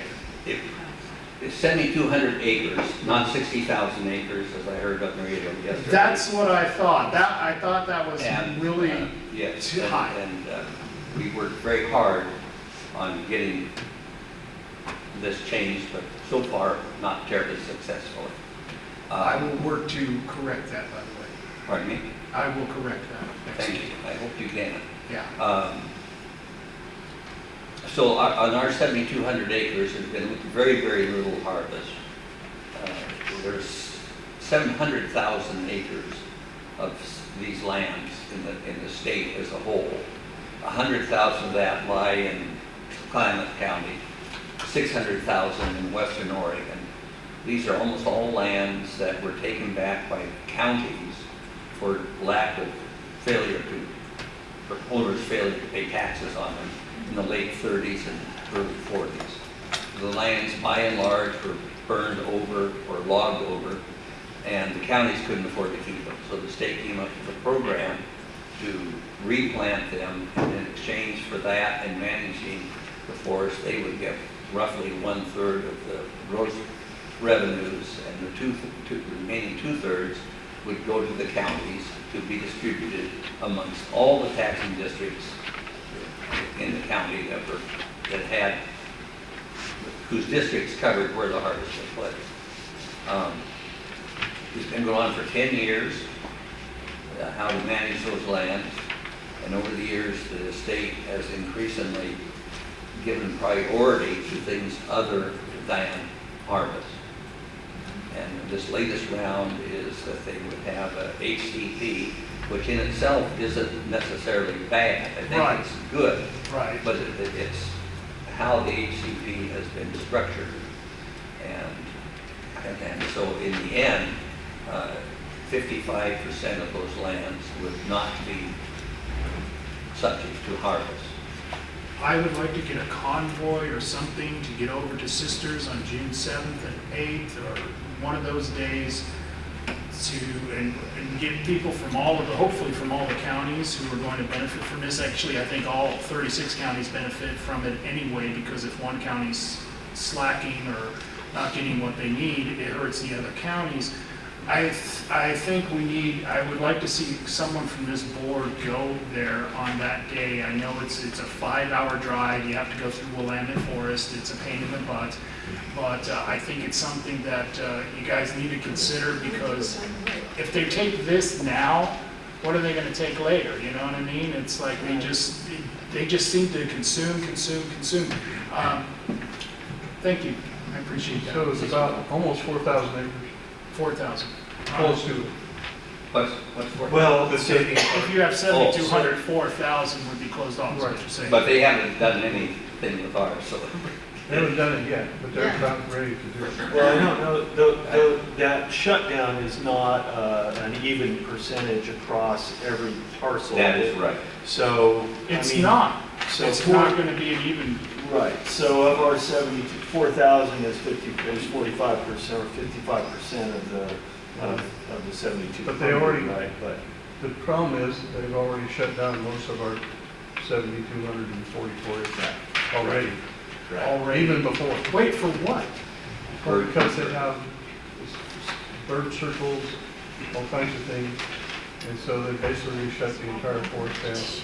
We get revenue of 0 year after year, and one year we got $54 out of 7,000 acres. What you just got, I think the county's just of ONC land, was it 26 million that I read in the newspaper? That's for all the counties. What was our cut of that? counties. Huh? What was our cut of that? 1.4. Yeah, 1/4. Huh? They get about, what? About 6%. About 5.9 something percent. Yeah. Okay. Now, even if you don't know, Multnomah County gets a percentage, but over the years, and it was based on the 1919 formula, but over the years, Multnomah County doesn't have any ONC forest anymore, but they still get the revenue. Yeah. Okay. I'm sure it goes to Antifa. Yeah. All right, Bill Thompson. I'll just say something. We'll go through the people who signed up, and then I'll take you. Mr. Thompson? Good morning to the board. Phil Thompson, who played. God, I guess Mr. Taylor's going to learn a lot about roads. Mr. Taylor here, Commission. These roads that people lock up, county roads and stuff, you got two people right there, and I'm sure you'll get on board with them. But we've got county roads that's got gates on them because of the two commissioners sitting beside of you. And the public is locked out. I'm talking about county roads, not these county forest roads. So anyway, I hope you learn a lot on it. But what I came up here to talk about, Robert, do you remember Ron McCullough?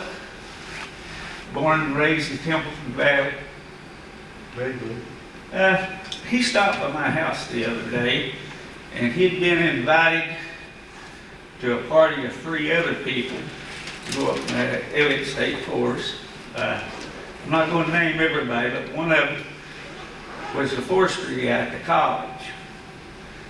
And the reason I'm not going to name them, people might not want it out. Anyway, they had a mountain way back, I guess probably one of the first mountains made of that country. And they were cutting trails all in there. That's why he was invited, because he knows all about that country and stuff. And the forester, the head forestry guy, whatever, teaches the course out to SWAT, had the mouth, I reckon. But anyway, they went to her and he said, well, they was an Indian village here and so forth. Now I'm talking about in the Elliott State Forest back there. And so the conversation came up, well, the tribes didn't live here. He said no, but they gathered their foods and stuff here for the winter, you know, and stuff before they went back to the coast. And but anyway, he said, well, what about the hunting? And Ron said, the guy said, the Elliott State Forest will be open to the public per se, but we're going to set a large chunk off of it for no hunting. Okay?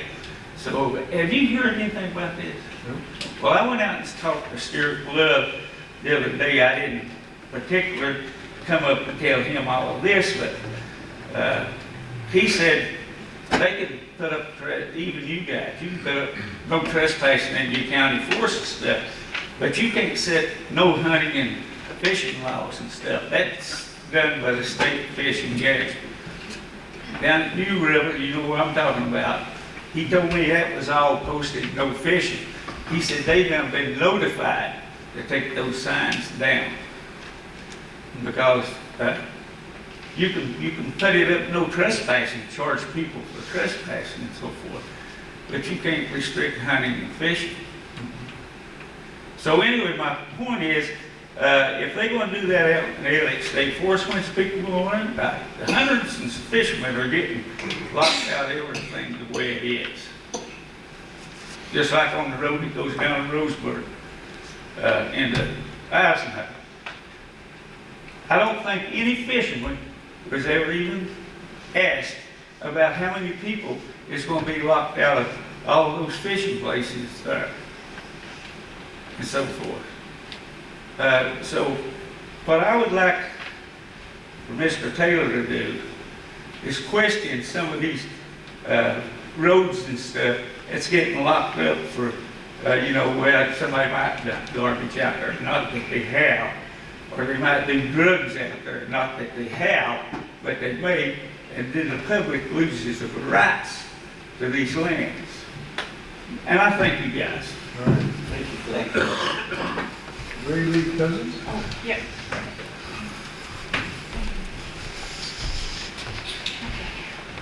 Get my exercise. Okay, I'm coming. So, Ray Lee Cousins, Hauser, Saunders Lake. So I simply wanted to thank the road department for coming to our area. We had a sign that was down, and they were grateful that we had let them know. And they dealt with some issues as far as traffic because it's a dead-end area. And so I want to thank the road department for that. Road and signage, it took a lot of time, and it looks like they're going to be dealing with it with the Gold and Silver Falls, it sounds like. I mean, they're very responsive, you know. And I wanted to thank the fact that the county's dealing with the easement at the Allegheny Church, because I think that probably is what that is. I don't know. And I thank you for addressing that, because they definitely need to have access. So that's all I have to say. Thank you. Thank you. Thank you. Vanessa Ray?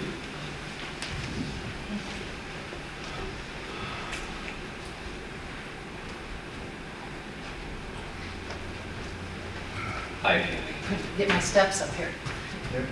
Vanessa Raines from Myrtle Point again. I do want to thank the road department. They're doing an excellent job up to Mint Creek. They're really rolling the road, and they said it looks super nice.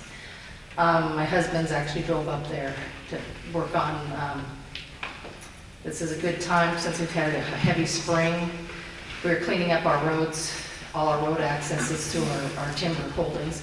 So it's important to get out there and get some of that dead stuff out of the roads and stuff so we have access.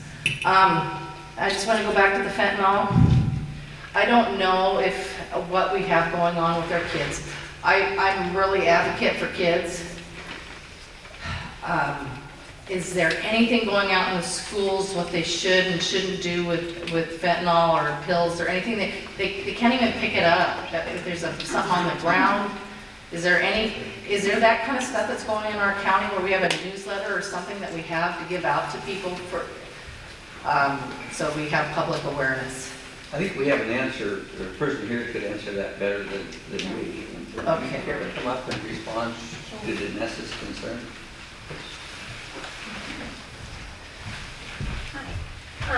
Yes, it's not, there's materials being created by Oregon, Charlotte Carver, Bandon. So fentanyl is an issue that's impacting all of the United States and definitely here in Oregon. There's overdoses that are extremely concerning. There is going to be some information provided by Oregon Health Authority and public awareness about the dangers of fentanyl. It's not always, people don't always know that it's fentanyl, that they have it, it's disguised as pills. So there is information that's not coming from the county, but I would be happy to help try and get the word out and share that as widely as possible. So that's some of the funding that is coming from the state level to try and get the word out about the dangers of fentanyl. Is it going to be passed out at the schools and those kind of Yeah, things?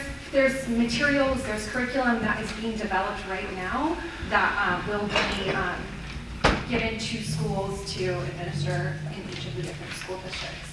So I know it's in progress. I know it's an area of concern and a priority that our districts and the state is looking at. Do you know if pills other than recreational drugs have been laced with fentanyl?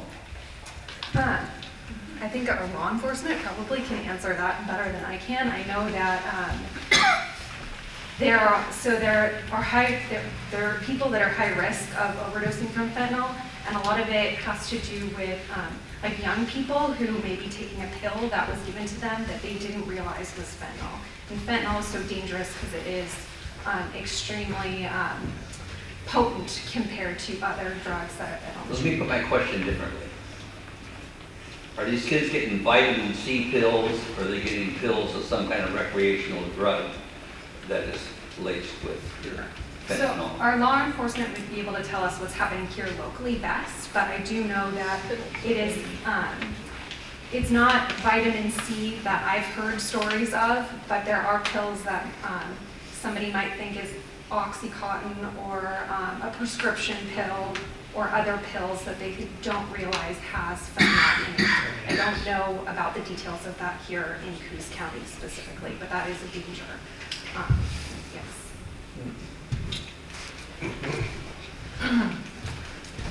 Yes. We've been told not to pick up money because it could be on money. It could be a baggie someone left on the ground. What to do about that? If you see pills on the ground, it needs to get picked up, not by your hands. That kind of education. I don't think it's out there right now, and it's a little late. We're losing people, and it's going to get worse because we don't have any border controls right now, and it's coming up into our areas, and it's rampant. And I just don't think there's the education that needs to be out there, and this is, I think it's going to tax our community, both in our hospitals, our law enforcement, and our young people. And so I think, I don't know if it can be traced with dogs or whatever, but we need to do more for it, and educating kids not to pick up my, God, if I saw $1 on the bill, I would pick it up on the ground, because it's one of those things, so. But you shouldn't be doing that. So anyway, got to have more education on that. Ma'am?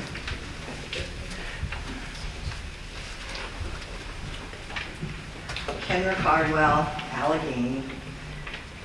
I do want to say thank you to everybody, because I know that everybody's put a lot of time and effort into this problem with the Allegheny. So I wanted to say thank you very much, and we do appreciate all of your efforts.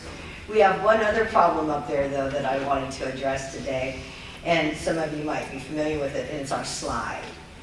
And so we're coming into spring and summer, and we're just really hoping that we can get something. We actually had a pretty quiet winter with the rocks and being locked out, not even be able to get up the West Fork, and I live up above the slide. I've had situations where I've had to turn around and go back home.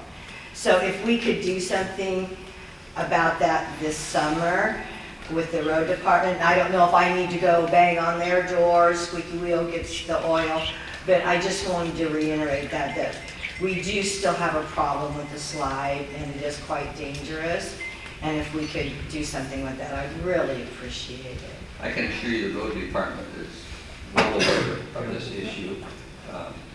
County council could probably give us all an update. One of the things that was holding us up is that it's a big job to correct the slide. Sure.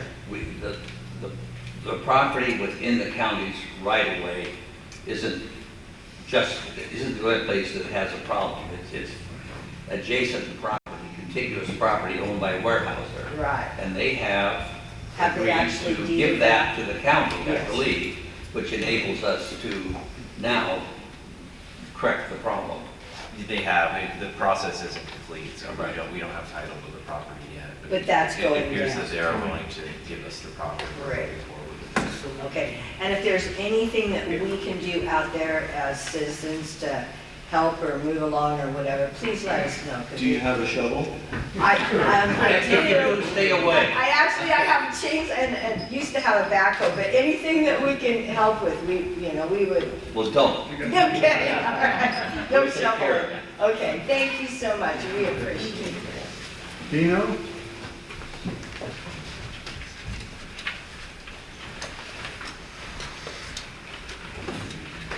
Dino Bandon. Hello. Hello. I'm going to kind of shirt tail what Denise was saying. And I believe that this drug problem is really earmarking the youth. As when I was in LA high school, LA junior high school, they had assemblies that brought the students together, showed them products, showed them what to look for, and also had some very graphic, in those days, can't imagine what it is now, graphic photographs of what happens to these people after drug addiction. Now, unfortunately, heroin was really after what they were after in those days. I don't know of anybody that's died of a first shot of heroin. But I watched a kid, probably a 19-year-old, down in Redondo Beach die right in front of me with probably more EMTs than you've ever seen in your life. Narcan, the whole nine. He did. And that could be from one pill. The problem I see is that in education, if they can't identify what it is, the kids have a network. They know who's got this stuff. And I'm not saying every kid in school is going to want to try it. But there are some kids, I hate to say it, in the experimental age, they're gonna get on, they're gonna try it. And if it's just one simple pill, now granted, now it's in marijuana, it's in all these other, let's just say, drugs, I think there could be an educational assembly done at our, maybe down into the junior high school and high school, or combine them. Doesn't take a long time to have an assembly of what this problem really is, where it stems from. And hopefully we can stop the demand for the drug by education. Forget the dealers. If there's no product that's wanted, they're going to fall by the wayside.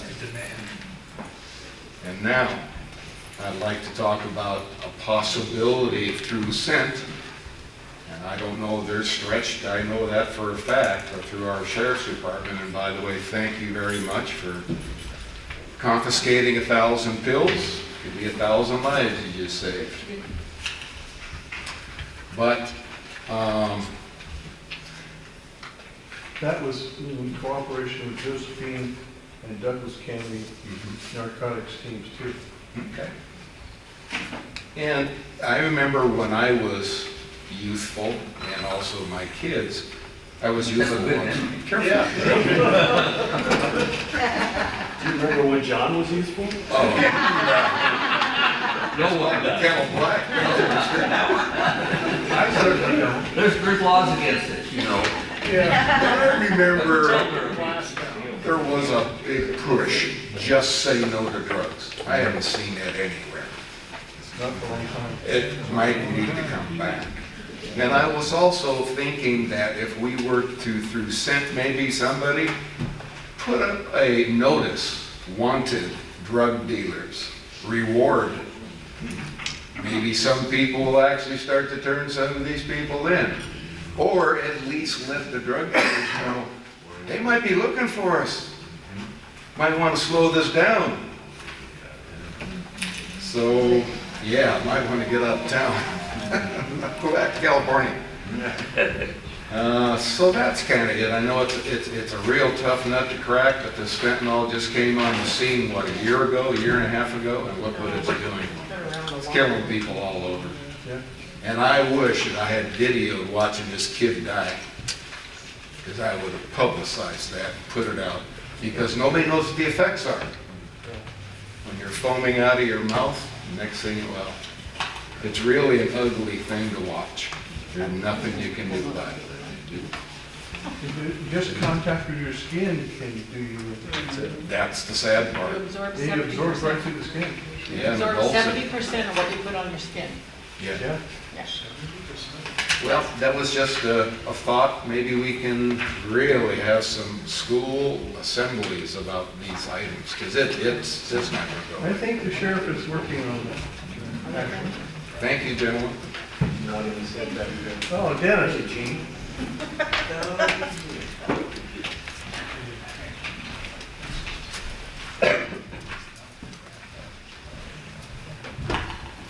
Dennis or Eugene Cook, live in Allegheny, and I just want to address one issue that Mr. Sweet brought up concerning if the county was to take over the road that goes to the cemetery and to the church.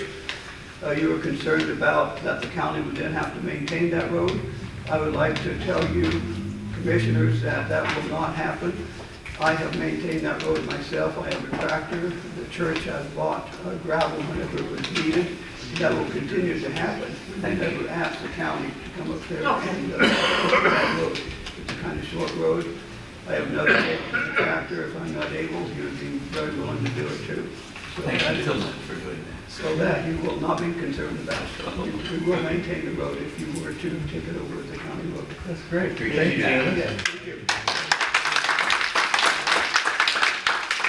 Anybody else?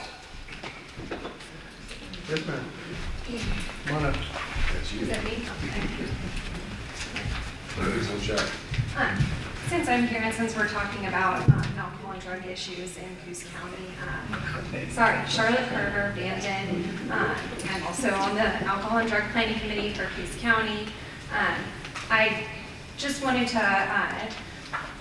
let everyone know, so the Coos County Local Alcohol and Drug Planning Committee is a meeting that's publicly available. So if anybody is really passionate about this and wants to get involved, they are welcome to attend our meetings.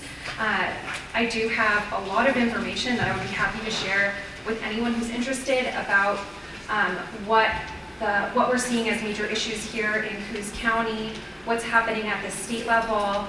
I know that a lot of people disagree with some of the decisions and priorities that are happening at the state level, but it is a priority that our current governor is focusing on, is increasing access to substance use treatment and trying to really address this issue head on. Addiction, especially opioid addiction, is not a new problem to this community. Fentanyl is impacting overdoses, but the reason that we have this opioid settlement funding is because there's been a history of overprescribing of opioids,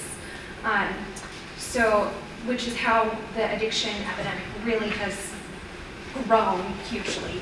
So this is not a new problem, but the overdose problem is exponentially worse because of the fentanyl reaching our communities.